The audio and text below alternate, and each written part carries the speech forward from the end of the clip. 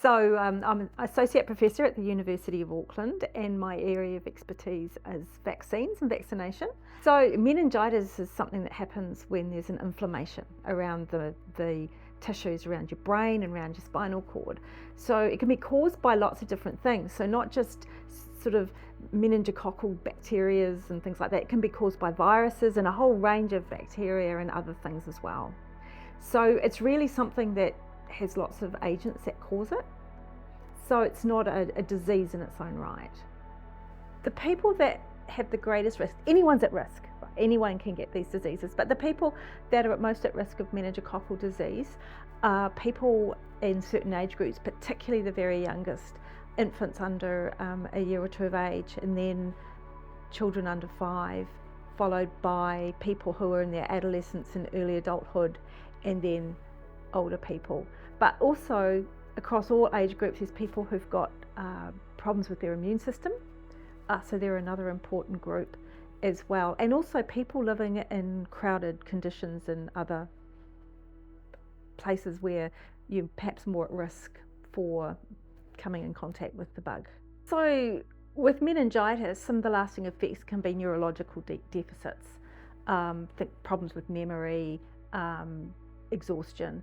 Also, deficits to hearing. People can lose their hearing as a result of having meningitis. And people who have septicemia or the blood poisoning can be left with significant scarring, and also that's what can result in limb amputations. At the moment, the vaccine available covers 13 different types of pneumococcal disease. So that's most of the disease, but not all of it. And one of the challenges with pneumococcal disease is as we get rid of some types through the vaccines, some other types can creep in and start causing a problem. So we keep having to move to cover off those. So in the future, in the very near future, we're going to have some newer ones that cover more types. So that's what's available at the moment here. But there's also another one that can be given to older children and through adulthood, and that covers 23 types. But it's the immunity that it gives is not really as good or long lasting as the other type of vaccine that covers the 13 types. And people who are very high at risk, you can use both vaccines.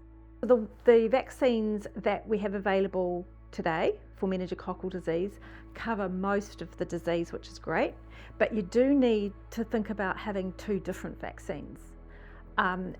So there's a vaccine that covers group A, C, W and Y, so 4.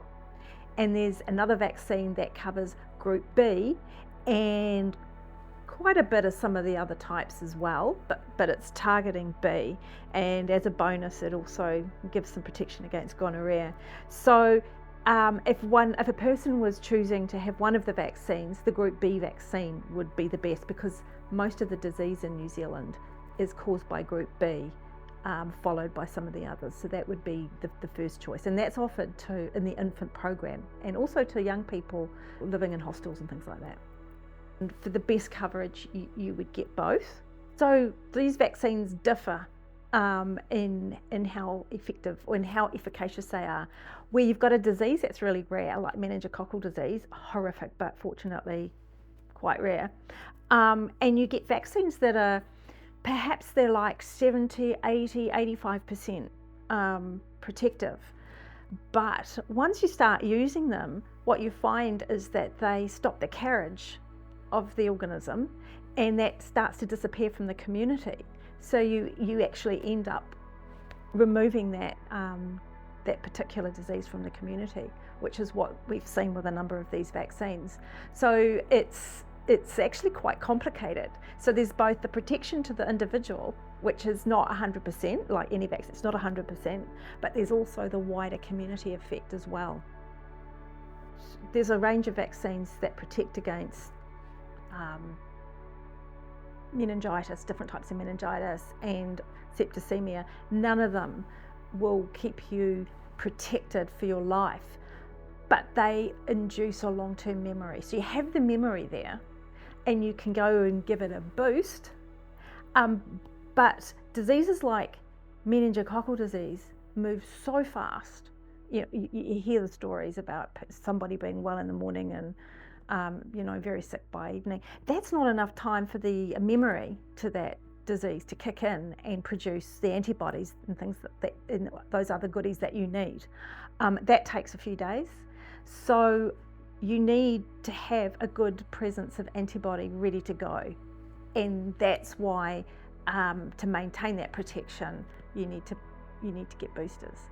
But generally, I would be thinking you'd want to look at sort of 5 yearly if you needed to maintain that protection. Some of them perhaps give you protection more like 10 years, but as an individual you don't know, and we all do differ a little bit. So I think it's really about thinking when those highest risk periods of life are.